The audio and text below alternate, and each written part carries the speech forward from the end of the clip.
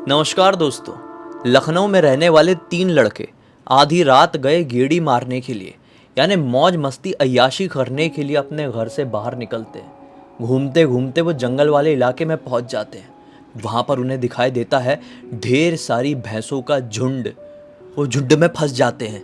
कहाँ जाए कहाँ नहीं उनको आधी रात गए समझ में ही नहीं आ रहा था। फिर अचानक से किसी औरत की चिल्लाने की उनको आवाज़ सुनाई देती है।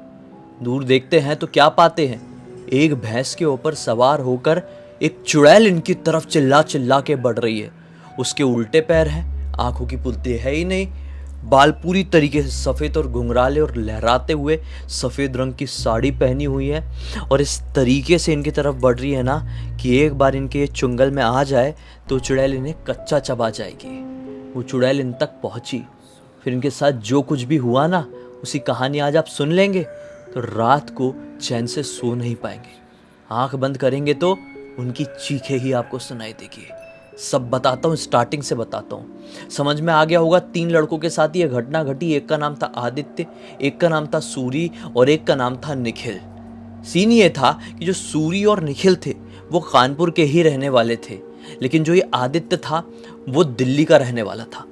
दिल्ली में उसकी संगति थोड़ी बिगड़ गई थी, इसलिए दिल्ली में उसके माता पिता ने ये डिसाइड किए कि इसको भाई कानपुर भेज दो और वहाँ पर रहकर ये अपनी 11वीं-12वीं की पढ़ाई करेगा। अब कानपुर ही क्यों भेजा गया था इसको मैं बताऊं, क्योंकि कानपुर में ना आदित्य का एक कज़न ब्रदर रहता था, चाचा का लड़का। वो एक कंपनी में जॉब करता था। वहाँ पर कानपुर में उसने एक रूम, एक घर रेंट पर लेकर रखा था और उसकी शादी नहीं हुई थी। वो अकेला रहता था लिटरली। तो इसलिए दिल्ली में आदित्य के माँ बाप ने सोचे कि इसको कानपुर भेज देते हैं, इसके चाचा के लड़के के साथ रहेगा। यहाँ पर उसको कोई ऐसी संगत नहीं मिलेगी जैसे दिल्ली में मिली थी, और थोड़ा पढ़ाई लिखाई करेगा, अपने लाइफ करियर बनाएगा। लेकिन क्या, आदित्य कानपुर में आया और इसने दिल्ली से ज़्यादा कानपुर में दोस्ती बना लिया। अब इसका 6-7 लड़कों का ग्रुप हो गया। 11वीं-12वीं की पढ़ाई करने के लिए आया था, तो 11वीं-12वीं के इसको लड़के मिले 6-7 लड़के, और सब एक से बढ़ के एक मस्तीखोर। पढ़ाई लिखाई करने में एवरेज, लेकिन मस्ती करने में सबसे आगे। अब इनका ये रूटीन बन गया कि स्कूल से आते, खाना वाना खाते और सब एक पॉइंट में मिलते और हुल्लड़बाजी घूमने के लिए, गेड़ी मारने के लिए कहीं दूर जाते। कभी कोई ढाबा जा रहे तो कभी कोई रेस्टोरेंट, तो कभी किसी के घर जा रहे हैं, किसी का घर खाली मिल गया तो वहीं पर लगे हुए हैं मस्ती करने में। अब जो आदित्य है, जो दिल्ली से आया हुआ है, ये आदित्य, अपने कहानी का मेन किरदार, आदित्य नाम याद रखो। आदित्य अपने भाई के साथ रहता था। भाई ज़्यादातर टाइम पे कहाँ रहता था? ऑफिस में रहता था। घर खाली है तो आदित्य के घर पर सब लोग बैठे हुए, यहीं पर हुल्लड़बाजी, मस्ती, मौज मज़े चल रहे हैं, मतलब फुल एंजॉयमेंट चल रहा है। ऐसा डेली चलता था इनका। लेकिन अभी से कुछ दिन पहले की बात है। आदित्य के घर पे ये 6-7 लड़के नहीं आते हैं। आदित्य के घर पे आते हैं सिर्फ 2 लड़के। एक का नाम था सूरी और एक का नाम था निखिल। ये दोनों यहाँ पर आए, और जब यहाँ पर आए आदित्य के घर पर, तो इन दोनों को क्या पता चला कि आदित्य का घर आने वाले 2 दिनों के लिए ऐसे ही अकेला ही है।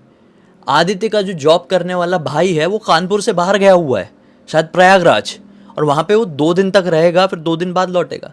तो सूरी और निखिल डिसाइड कर लेते हैं भाई कि अब चाहे जो हो जाए हम अपने घर नहीं जाएंगे। दोनों अपने घर पे फ़ोन मिलाते हैं और ऐसा बहाना चिपकाते हैं कि घर वाले भी क्या मना करें। इन लोगों के हाफ ईयरली एग्ज़ाम बहुत नज़दीक आ रहे थे, तो ये लोग अपने घर पे क्या बोल देते हैं, सूरी और निखिल, कि हमारा कुछ असाइनमेंट है, वो हमको हमारे एग्ज़ाम से पहले कंप्लीट करके देना है, हम दोनों अकेले नहीं कर पाएंगे, तो हम आदित्य के घर पर आए हुए हैं। आदित्य थोड़ा पढ़ाई करने में अच्छा है तो वो हमारा असाइनमेंट कंप्लीट करवा देगा, वरना हाफ ईयरली एग्ज़ाम में हमको फेल किया जा सकता है 2 सब्जेक्ट्स में। तो सूरी और निखिल के मम्मी पापा सोचते, अरे यार अगर ऐसी बात है तुम लोग रुक जाओ आज आदित्य के घर पर। जैसी परमिशन मिली, मस्ती की लहर इनके मन में दौड़ पड़ी। अब क्या भाई, खाना वाना तो बाहर से ही खाना था ना रात का। शाम के 6 बजे के आसपास, मतलब दिन भर, दोपहर भर तो ये लोग मस्त एंजॉय करते। सबसे बड़ी बात, आदित्य के कमरे में एक प्ले स्टेशन था। प्ले स्टेशन खेल खेल के अपना टाइम पास कर डालते हैं। लेकिन फिर बात जब आती है थोड़े शाम की 6-6:30 बजे, तो ये लोग डिसाइड करते हैं कि चलो भाई चलते हैं, घूमेंगे फिरेंगे, हाईवे वाले ढाबे में बैठ के खाना वाना खाएंगे और आ जाएंगे रात में। चलो, ऐसी प्लानिंग के साथ ये लोग निकलते हैं। एक स्कूटी, आदित्य की स्कूटी, आदित्य के पास स्कूटी भी थी, थोड़े पैसे वाला था आदित्य, तो आदित्य की स्कूटी चला वो रहा है, बीच में बैठा हुआ है सूरी, आखिरी में बैठा हुआ है निखिल। ठीक है, स्कूटी से ये लोग निकल पड़े। कानपुर से आउटर इलाके में ये लोग ढाबे में पहुँचे। ढाबे में पहले थोड़ी मौज मस्ती किए, फिर खाना वाना ऑर्डर किए। खाना वाना करते करते रात के लगभग 9 साढ़े 9 बज गए। अब 9 साढ़े 9 बजे इनको क्या करना चाहिए था इज्जत से? खाना वाना हो गया, सब हो गया, तो घर पे आ जाना चाहिए ना आदित्य के। अरे घर के अंदर मस्ती करो, जो कर रहे हो करो तुम लोग। लेकिन नहीं, सूरी क्या बोलता है कि भाई आदित्य यार, ऐसा मौका बार बार नहीं मिलता है। हमने भी अपने घर से परमिशन ले लिए हैं, तेरा भाई भी नहीं है, तो यार आज रात भर घूमे क्या कहीं बाहर? वो आउटर जंगल वाले इलाके में चले क्या? वो जो आगे तरफ बस्ती पड़ती है, एक छोटा सा गांव पड़ता है, वहाँ पे मैंने सुना हूँ कि रात बेरात ऐसा पार्टी वार्टी भी करो तो कोई रोकता नहीं है। चलना वहाँ पे चलते, अपने पास स्पीकर भी है, ब्लूटूथ स्पीकर भी है, लोग गाड़ी की डिक्की में रख कर लेकर आए थे। वहाँ पे थोड़ी मस्ती करेंगे, रात में चलते हैं। तो आदित्य बोलता है हाँ भाई ये तो बढ़िया आइडिया है। उस बस्ती की तरफ तो अपन में से कोई नहीं गया है, सिर्फ हम लोगों ने क्या उसकी बातें सुने हुए, किससे सुने हुए, चलो चलते हैं। तो निखिल मना करने लगा। निखिल बोलता है नहीं भाई, निखिल समझदार रहते हैं ना, तो निखिल बोलता है नहीं भाई वहाँ पे नहीं जाएंगे, कोई मतलब नहीं है। एक ऐसी जगह जहाँ पर हम कभी विजिट किए ही नहीं है, वहाँ पर जाके हमको पार्टी शार्टी क्यों करना है? इज्जत से घर चलते हैं। जो प्लानिंग तुम लोग आउटर इलाके में जंगल में करने की कर रहे हो, हम घर पे कर लेते हैं ना। नहीं, उसको क्या बोलते हैं निखिल को, देख भाई हम तो जा रहे हैं, तुझे अगर ऑटो बस जो भी पकड़ के घर जाना है तो चले जा। हम निखिल बोलते हैं यार ये तो मुसीबत हो गई, अब इतनी रात गए, मैं कौन सा ऑटो वॉटो ढूंढूं, टैक्सी ढूंढूं, फिर घर जाऊं। घर पे तो बोल दिया था कि असाइनमेंट कंप्लीट करना है, इनके साथ जाना ही पड़ेगा। और निखिल फाइनली इनके साथ जाने के लिए हाँ कर देता है, मौज मस्ती में शामिल हो जाता है। फिर क्या था भाई, आदित्य लहरा लहरा के रोड में मस्त अपनी स्कूटी चला रहा है। बीच में बैठे हुए सूरी ने ब्लूटूथ स्पीकर पकड़ लिया है, उसमें चल रहे हैं फुल साउंड में गाने। और लास्ट में जो निखिल है उसने अपने मोबाइल में गाने ब्लूटूथ से कनेक्ट करके रखा हुआ है, वो बदलते जा रहा है। मस्ती करते करते, चिल्लाते, सीटी बजाते, गाना गाते हुए, बाइक लहराते हुए ये लोग कानपुर से प्रॉपर आउट निकल गए। अब एक जंगल वाला रास्ता है, इस जंगल वाले रास्ते के बीच से एक कच्चा रास्ता था। वो कच्चा रास्ता तकरीबन 3-4 किलोमीटर का था। और फिर वो बस्ती लगती, जिस बस्ती में, जिस गांव में इनको जाना था, उस गांव में एक तालाब था।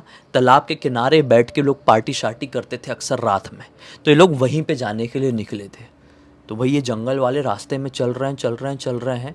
अचानक से एक पॉइंट में ऐसा क्या होता है कि इनकी स्कूटी ना ढुड़ुक ढुड़ुक ढुड़ुक करके बंद हो जाती है। इनको टेंशन हो जाती है कि यार ये स्कूटी कैसे बंद हो गई। फिर बहुत देर, मतलब लगभग 10 मिनट कोशिश करने के बाद स्कूटी चालू होती है। तो चालू होती है ना, तो फिर से निखिल कहता है यार भाई सूरी, आदित्य, मुझे ठीक नहीं लग रहा है, यहाँ पे मामला कुछ ज़्यादा ही सुनसान है।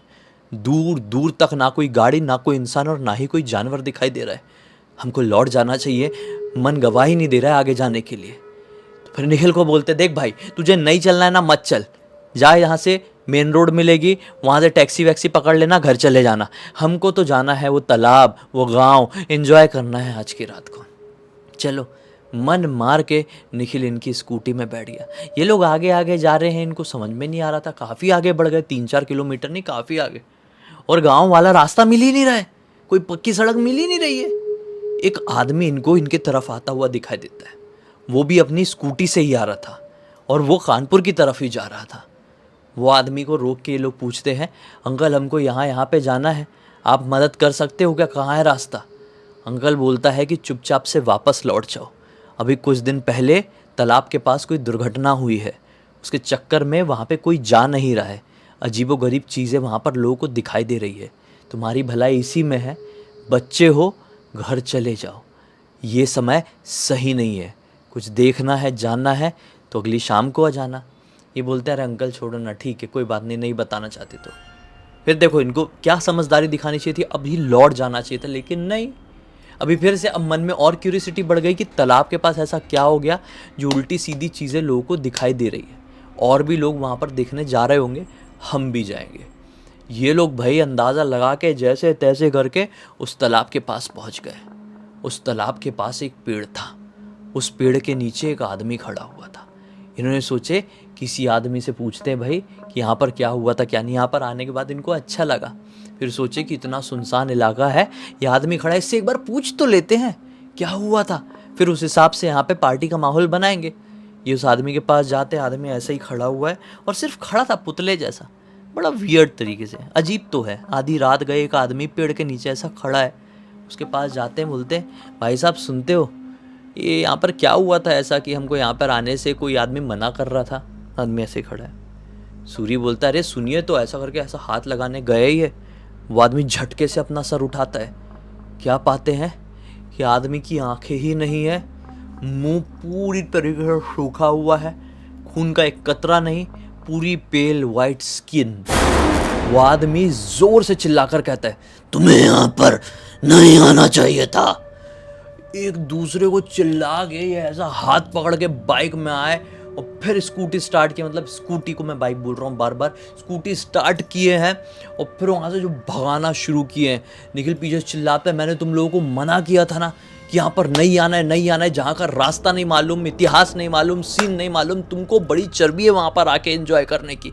अब फंस गए ना साला, समझ में भी नहीं आ रहा है कि इस गाँव से बाहर कैसे निकले, कानपुर वाले रास्ते को कैसे पकड़े। लिटरली ये कंफ्यूज थे, इनको समझ में नहीं आ रहा था कि जंगल से बाहर कैसे निकले। चारों तरफ जंगल ही जंगल, अंधेरे में क्या ही समझेगा भाई। गूगल मैप वगैरह भी ऐसा कुछ काम नहीं कर रहे हैं यहाँ पे, नेटवर्क वगैरह का भी सीन नहीं है और घबराहट है। स्कूटी बस चलाए जा रहे हैं। एक पॉइंट ऐसा आता है, इनकी स्कूटी इनको रोकना पड़ता है क्योंकि सामने जो रास्ता था वो एकदम इतना ख़तरनाक गड्ढे वाला रास्ता था। जंगल में कहीं पे भी गड्ढे वड्ढे रहते हैं ना, तो बड़ा ख़तरनाक गड्ढे वाला रास्ता, ठीक है। उस गड्ढे वाले रास्ते में से ढेर सारी भैंसें क्रॉस होने लगती है। यहाँ पर रोके ये सोच रहे हैं कि कैसे यार यहाँ से स्कूटी आगे लेकर जाए, ये रास्ते से तो नहीं आए थे। कितने में ढेर सारी भैंसें क्रॉस करने लगी रास्ता।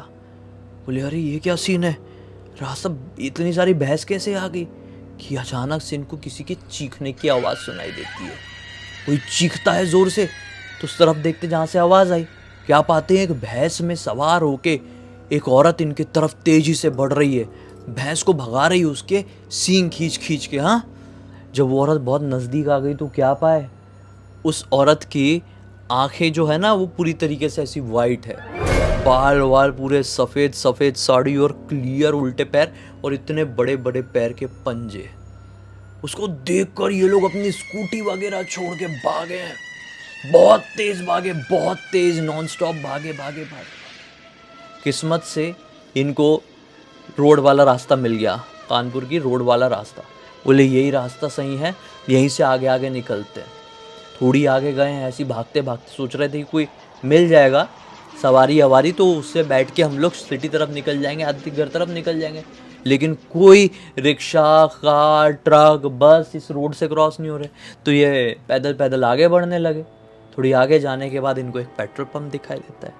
उस पेट्रोल पंप में एक आदमी खटिया में हमने ऐसे एक चादर ओढ़ के बैठा हुआ था। इन्होंने सोचे कि चलो अच्छा है, इस आदमी से मदद मांगते हैं कि उस आदमी के पास बड़े ही हैं। जैसे ही वो आदमी का चेहरा देखे, निखिल हो गया वहीं पर बेहोश, क्योंकि वो आदमी भी भूत या प्रेत ही था। क्योंकि उस आदमी की भी आंखें नहीं थी, दांत नहीं थे, चेहरे में कुछ भी फैट नहीं, कंकाल में स्किन चढ़ा दी ऐसा वाला। और वो बैठा हुआ था, बस उसके पास ही वो उसका चेहरा देखे निखिल बेहोश हो गया। मैं जैसे तैसे करके चीखते चिल्लाते उसको खींच के उस आदमी से दूर लेकर आए हैं। आदित्य और सूरी उसको उठाए हैं बड़ी मुश्किल से घसीटते हुए, थोड़ी आगे लेके आए हैं और चाटे चाटे मार रहे, उठ जा भाई उठ जा निखिल उठ जा। निखिल को थोड़ा सा होश जैसा आया और इतने में इनकी इतनी अच्छी किस्मत, एक कार तेजी से आ रही थी। कार को रुकवाने के लिए आदित्य बीच रोड में खड़े हो गया।